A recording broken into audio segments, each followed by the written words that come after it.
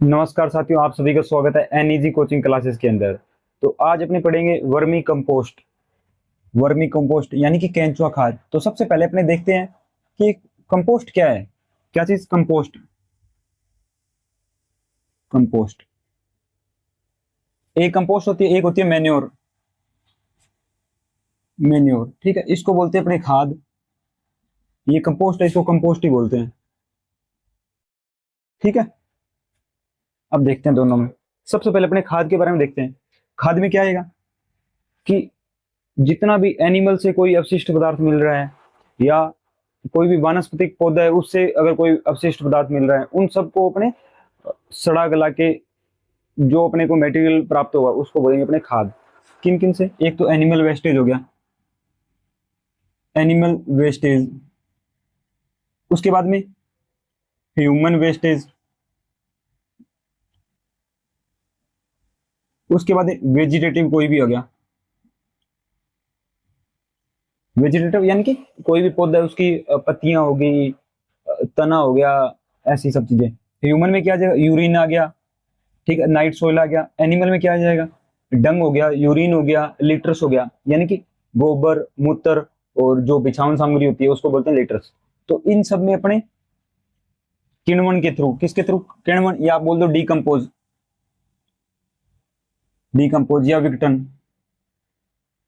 इनके थ्रू जो अपने को मटेरियल मिलेगा ना एट एट द एंड, उसको बोलेंगे अपने खाद। क्या बोल देंगे? खाद। ये खाद तैयार है। अब बात आती है कंपोस्ट की। मेन मेन चीजें, हालांकि इसमें बहुत चीजें आती है, जैसे FYM के अंदर नाइट्रोजन कितना होगा, कंपोस्ट के अंदर नाइट्रोजन कितना होगा, या फॉस्फोरस कितना होगा, पोटेशियम कितना होगा, वो अलग बात है। एक बार ये आप इतना समझो कि मैन्योर क्या है। ठीक है, अब बात अपन करते हैं कंपोस्ट की। तो कंपोस्ट के अंदर ये तीनों चीजें तो देखो आएगी आएगी। क्या चीज आएगी? एनिमल वेस्टेज आ गया, उसके बाद ह्यूमन वाला आ गया, उसके बाद में वेजिटेटिव आ गया। ठीक है, और इसी के साथ है ना एक चीज और ऐड हो जाती है, kitchen wastage. Kitchen wastage, kitchen wastage बोल दो, या फिर बोल दो कोई भी सब्जी है उसका छिलका हो गया, डंठल हो गया, उसका पल्प हो गया, ये सब चीजें किचन वेस्टेज के अंदर आ जाते हैं। ठीक है, तो इनको जब अपने मिला के इसको डीकम्पोज करेंगे, डीकम्पोज, तो इससे जो अपने को मिलेगा उसको बोलेंगे कंपोस्ट। ठीक है, ये बात तो ये अपनी क्लियर। खाद और कंपोस्ट, इन दोनों में अंतर क्या है? ठीक है, तो मेन मेन अंतर यही है कि अपने खाद के अंदर तो ये तीन चीजें लेंगे। ठीक है, और जो कंपोस्ट है इसके अंदर एक किचन वेस्टेज हो आ जाता है।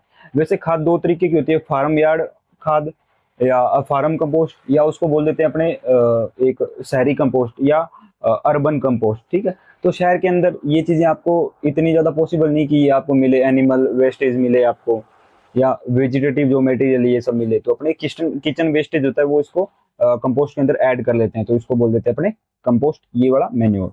ठीक है, अब जैसे मेन्योर है, इसका एग्जाम्पल क्या हो जाएगा? इसका एग्जाम्पल हो जाएगा FYM। ठीक है, ग्रीन मेन्योर हो गया, यानी हरी खाद। ठीक है, मोटा मोटा आप ये देखो। उसके बाद कंपोस्ट में क्या जाएगा? कंपोस्ट में आपने देखा होगा vermicompost, farm yard compost. Farm yard manure वो गोबर की खाद होती है। इसमें क्या जाएगा? एक आ जाएगा इसके अंदर वर्मी कंपोस्ट, वर्मी कंपोस्ट। ठीक है, और फार्म कंपोस्ट, फार्म कंपोस्ट, और अर्बन कंपोस्ट, अर्बन कंपोस्ट। इसके मेथड भी काफी होते हैं, जैसे इंदौर विधि, बेंगलोर विधि, एडको पाउडर मेथड, ऐसे। और इसमें FYM आ गया, ग्रीन मैन्योर आ गया। ठीक है, खलियां वलियां आ जाएगी। अब अपने बात करते हैं मेन जो केंचो खाद है इसके बारे में। तो देखो, आपको कंपोस्ट के बारे में तो समझ में आ गया। अभी कंपोस्ट है क्या? क्या चीज कंपोस्ट? कंपोस्ट तो आपको समझ में आ गया, अभी कंपोस्ट ये है सर। उसके बाद में अपने बात करते हैं इसके साथ क्या जुड़ गया? Vermi, vermi. इसमें क्या? वर्मी ऐड हो गया। ठीक है, कंपोस्ट प्लस में क्या जुड़ गया इसके अंदर? वर्मी। तो इसको अपने क्या बोल देंगे? वर्मी का मतलब होता है केंचुआ, केंचुआ। ठीक है, अर्थवर्म बोलते हैं इसको इंग्लिश में, केंचुए को। तो कंपोस्ट जब केंचुए की सहायता से बनेगी उसको बोलेंगे वर्मी कंपोस्ट। जो केंचुए की सहायता से बनेगी उसको बोलेंगे क्या? वर्मी कंपोस्ट, यानी केंचुआ खाद। केंचुआ होता है उसको बोलते हैं अर्थवर्म। अब अपने डिटेल से देखते हैं कि जो केंचुआ खाद है इसके अंदर क्या क्या आएगा, जो एग्जाम के अंदर पूछा जाता है। हाँ, अपने ये भी देखेंगे बनाने की विधि क्या है, क्या मेथड है, क्या नाइट्रोजन है, कितने दिन में तैयार होगी, कौन सी स्पीसीज आएगी, ये सब चीजें। तो सबसे पहले अपने ये जाना कि कंपोस्ट और मैन्योर में क्या डिफरेंस है। वर्मी कंपोस्ट है तो भाई वर्मी कंपोस्ट है क्या, तो बेसिक देख लिया। केंचुए की सहायता से जो विघटन होगा, उसके बाद में जो भी अपने को पदार्थ मिलेगा मिश्रित अपघटित, उसको बोलेंगे अपने वर्मी कंपोस्ट। ठीक है। अब बात आती है कि जो केंचुआ है, तो भाई केंचुए भी काफी प्रकार के होते हैं, तो अपने को कौन सी स्पीसीज लेनी है वो अपने देखते हैं।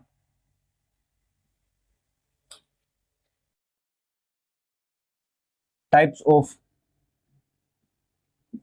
Earthworm species. ठीक है, इसकी तीन स्पीसीज है। एक स्पीसीज है एपीजिक, एपीजिक। ठीक है, उसके बाद में आएगा इंडोजिक, उसके बाद में डायोजिक, डायोजिक। अब अपने देखने एपीजिक क्या है भाई। एपीजिक आएगा जो 1 मीटर की गहराई तक जाएगा ना, 1 मीटर की गहराई तक। जैसे ये कंपोस्ट आ गई, ये कंपोस्ट की ढेरी है, 1 मीटर की गहराई तक जाएगा ना, उसको बोलेंगे अपने एपीजिक। और अपने को वर्मी कंपोस्ट बनानी है ना, तो अपने एपीजिक जो स्पीसीज है उसी के केंचुए अपने काम में लेते हैं। ठीक है, उसके बाद में इंडोजिक। इंडोजिक में क्या होगा सर, ये 1 से 3 मीटर की गहराई तक जाते हैं, बस इतना ही ध्यान में रखना है, 1 से 3 मीटर की गहराई तक जाते हैं, ये 1 मीटर की गहराई तक जाते हैं। उसके बाद में डायोजिक क्या है, तो डायोजिक है ना जो, वो होगा कि 3 मीटर की गहराई तक ही जाता है, बस 3 मीटर की गहराई तक। एपीजिक क्या है, 1 मीटर की गहराई तक। इंडोजिक क्या है, 1 से 3 मीटर की गहराई तक।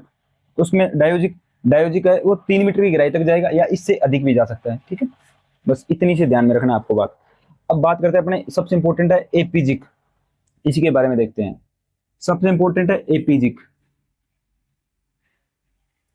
तो एपीजिक के बारे में देखना है। एपीजिक के बारे में एग्जाम के अंदर पूछा जाता है। तो एपीजिक में क्या है कि इससे ही अर्थ जो केंचुआ खाद है वो बनाई जाएगी। इससे क्या बनाई जाएगी, वर्मी कंपोस्ट। वर्मी कंपोस्ट है ना जो, इसी स्पीसीज से बनाई जाएगी। इसमें कौन कौन सी प्रजातियां हैं सर, तो इसके अंदर है प्रजाति, आपको एक ही ध्यान में रखनी है, आइसीनिया फोर्टेडा।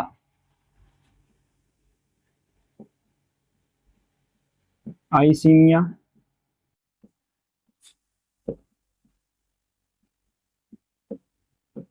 फोर्टिडा, आइसीनिया फोर्टिडा, बस ये आपको एक ही स्पीसीज है। सबसे इंपॉर्टेंट ये एग्जाम के अंदर पूछ जाती है और किसी में नहीं पढ़ना।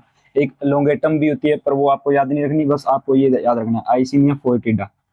अब इसके बारे में थोड़ा बहुत जान लेते हैं, क्या चीज है ये 1 मीटर की गहराई तक जाएंगे, 1 मीटर की गहराई तक जाएंगे, चलो ठीक है सर, 1 मीटर की गहराई तक जाएंगे। उसके बाद में ये आइसीनिया फोर्टिडा है ना, ये 1 सप्ताह के अंदर कोकून दे देते हैं। कोकून से पहले अपन ये देखते हैं कि ये राजस्थान की परिस्थितियों के अनुसार 1 नंबर है, तो राजस्थान में ये बहुत बढ़िया तरीके से काम करते हैं। और चीजें तो लगभग ये 4 सप्ताह यानी 4 वीक, 4 सप्ताह के अंदर प्रजनन के लिए योग्य हो जाते हैं या एबल फॉर रिप्रोडक्शन। ठीक है, 4 सप्ताह के अंदर किसके लिए योग्य, प्रजनन, प्रजनन कर लेते हैं, यानी ये अपनी स्पीसीज है उसका मल्टीप्लीकेशन कर लेंगे। उसके बाद में ये 1 सप्ताह है, मतलब हर सप्ताह 1 सप्ताह है। 1 सप्ताह में अपने को ये देंगे कोकून। कितने कोकून देंगे सर, 3 से 4 कोकून देंगे। कोकून, कोकून क्या है, तो कोकून में से जो कनक का दाना होता है ना, कनक का दाना ऐसे छोटा सा होता है। ठीक है, कनक के दाने से भी छोटा सा होता है ये। अपने बोल सकते हैं कोकून एक तरीके का अंडा है जो केंचुआ देता है। उस कोकून से फिर अंडे निकलेंगे और उस अंडों से फिर नए केंचुए बनेंगे। तो 1 सप्ताह के अंदर 3 से 4 कोकून दे देगा। अब ये एक कोकून है ना, इससे कितने अंडे निकलेंगे, 2 से 3 एग, एग निकलेंगे। ठीक है, और इसके अंदर एक आपको और ध्यान में रखना है कि लगभग 6 महीने के अंदर, कितने, 6 मंथ या 6 महीने, 6 महीने में ना ये लगभग 250 केंचुए, एक केंचुआ वो लगभग 250 केंचुए बना सकता है। एक केंचुआ वो लगभग 250 केंचुए बना सकता है, यानी एक अर्थवर्म अपने पास है तो अगर उसको परिस्थितियां सब सही मिल रही है, एकदम सही मॉइस्चर मिल रहा है, एकदम सही टेम्परेचर मिल रहा है, तो वो अपना रिप्रोडक्शन करेगा, मल्टीप्लीकेशन करेगा, और जब 6 महीने हो जाएंगे तो एक केंचुआ लगभग 250 केंचुए है वो बना सकता है। ठीक है, अगली बात समझ में, आइसिनिया फोर्टिडा के बारे में इतना ही ध्यान रखना है। और यही स्पीसीज जो खाद बनाने के लिए सबसे ज्यादा काम में ली जाती है। अगर अपने को केंचुआ खाद बनानी है तो आइसिनिया फोर्टिडा सबसे बेस्ट प्रजाति है। ये केंचुए सबसे ज्यादा उपयोग में लिए जाते हैं। एक और इसमें ध्यान में रखना आप, इसकी जो लेंथ होती है ना, लेंथ यानी लंबाई कितनी होगी, तो 3 से 4 इंच होगी सर। ठीक है, 3 से 4 इंच। और इसका जो कलर होता है वो रेड कलर होता है, रंग लाल या रेड, रेड कलर होगा। आगे बात सुनिए, एक और, ये जो आइसिनिया फोर्टिडा है ना, आइसिनिया फोर्टिडा ये क्या करेगा, तो ये खाएगा 90% तो खाएगा कार्बनिक पदार्थ यानी ऑर्गेनिक मैटर। 90% खाएगा कार्बनिक पदार्थ यानी कि ऑर्गेनिक मैटर। उसके बाद 10% खाएगा ये मृदा यानी सोइल। तो ये 90% जो ऑर्गेनिक मटेरियल खा रहा है ना, इसकी वजह से ही ये सबसे अच्छी प्रजाति है आइसिनिया फोर्टिडा। अगर आप इसका स्क्रीनशॉट लेना चाहो तो ले लो। ठीक है, सबसे इंपॉर्टेंट ये आपको ये ध्यान में रखना है आइसिनिया फोर्टिडा के बारे में, 90% ऑर्गेनिक मैटर खाएगा और 10% है वो सोइल खाता है। ठीक है, अब बात आती है वर्मी कंपोस्ट भी बनाएंगे कैसे।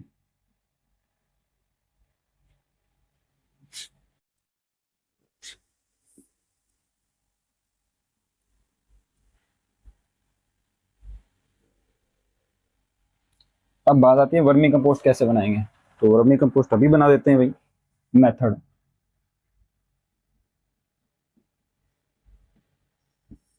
मेथड ठीक है। तो मेथड से पहले अपने को एक चीज ध्यान रखनी है, साइज। ठीक है, साइज। तो जो बेड अपने बनाएंगे ना उसकी साइज क्या रखेंगे, उसका बेड। तो बेड की जो लेंथ होती है यानी लंबाई, क्यारी बोल दे अपने, कोई दिक्कत वाली बात नहीं। बेड का मतलब है जैसे ये अपना फर्श है, ठीक है, इस फर्श पे अपने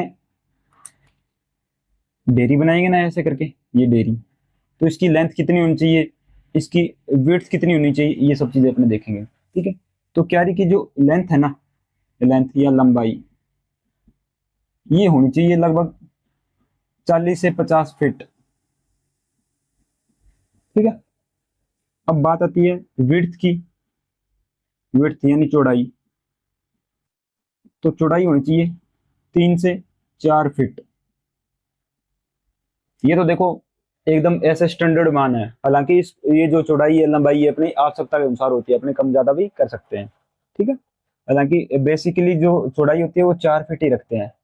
और ये लंबाई है, अगर आपके पास मटेरियल ज्यादा है तो आप बढ़ा भी सकते हो, अगर आपके पास मटेरियल कम है तो भाई कैसे करोगे, 40 फीट कम भी कर सकते हो। ठीक है, तो ये डेयरी बना दी, ये साइज हो गया, ये इस हिसाब से ये साइज मतलब डेयरी का आप समझ गए। अब एक चीज आपको ध्यान रखनी है, ये जो अपने वर्मी कंपोस्ट का जो बेड बनाया ना, तो इसके ऊपर एक ऐसे छप्पर होना चाहिए। ठीक है, भी खुले में तो नहीं बनाएंगे, क्योंकि खुले में बनाएंगे तो पानी वानी, बारिश वारिश या आंधी हवा, तो इनसे जो वर्मी कंपोस्ट है उसकी क्वालिटी खराब होगी। अगर ज्यादा बारिश आ गई तो वो बह जाएगी, ऐसा रन ऑफ हो जाएगा, उसमें इरोजन हो जाएगा। तो ये आपको चीजें ध्यान में रखनी है। अब बात आती है विधि की। विधि, विधि या मेथड।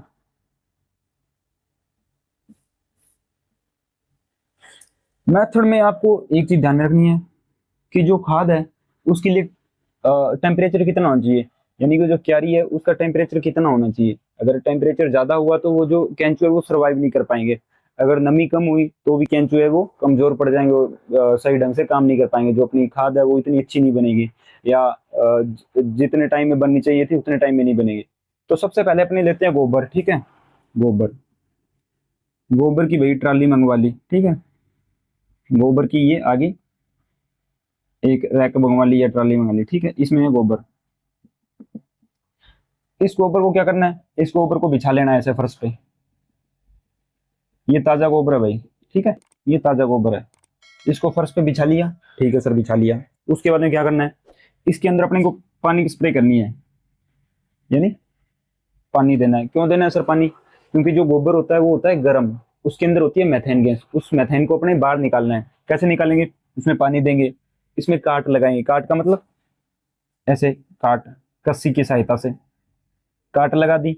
ये कार्य अपने 3-4 दिन तक करेंगे ताकि ये मैथेन है, ये गैस जो गोबर है उससे निकल जाए।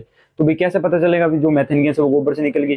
तो ये जो ताजा गोबर है ना, उसको अपने जब स्मेल करेंगे तो उससे गंदी स्मेल आएगी, ठीक है। और अपने ये तब तक करेंगे कि जब तक मैथेन है वो चली जाए। तो कब जाएगी? जैसे इसमें पानी डाल दिया, काट लगा दी, तो ऐसे 2-3 दिन हो जाएंगे, तो अपने फिर उस जो गोबर है ये यहाँ पे जिसमें अपने काट लगे उसको अपने स्मेल करके देखेंगे, तो उसमें से जो बदबू आ रही थी या दुर्गंध आ रही थी वो नहीं आएगी। तो इसका मतलब जो अपने गोबर है वो एकदम रेडी है, अब इसमें अपने केंचुए वो डाल सकते हैं क्योंकि इसमें मेथेन नहीं है। तो ये आ गया, ये तैयार कर लिया गोबर, ठीक है सर, कर लिया। उसके बाद में अपने ये बेड बना ली, ये बेड अपनी तैयार है। उसके बाद में क्या करेंगे सर?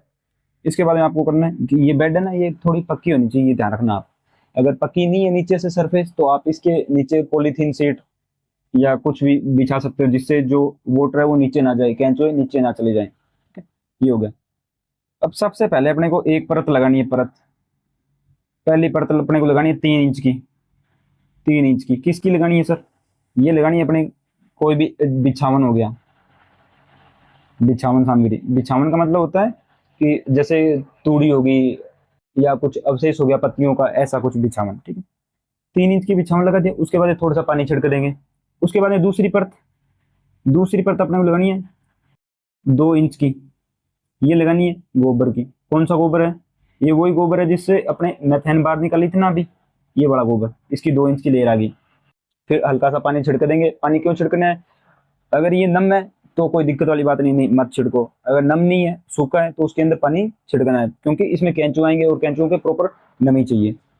ये फिर अपने ये प्रोसेस दोहराते रहेंगे, ठीक है। 3 इंच की आ गई पहले, उसके बाद 2 इंच की, फिर वापस 3 इंच की, फिर 2 इंच की, ऐसे। और जैसे ये 3 इंच की आ गई एक लेयर, उसके बाद 2 इंच की, उसके बाद अपने इसमें कैंचुए कैंचुए डाल देंगे। ये कैंचुए आ गए।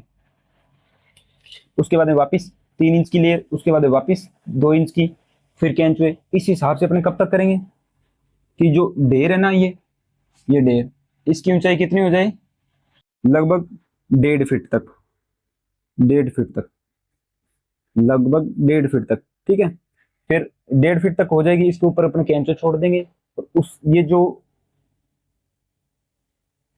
वर्मी कंपोस्ट का बेड बनाया ना, इसको अपने घास फूस की सहायता से ढक देंगे, घास फूस की सहायता से ढक देंगे।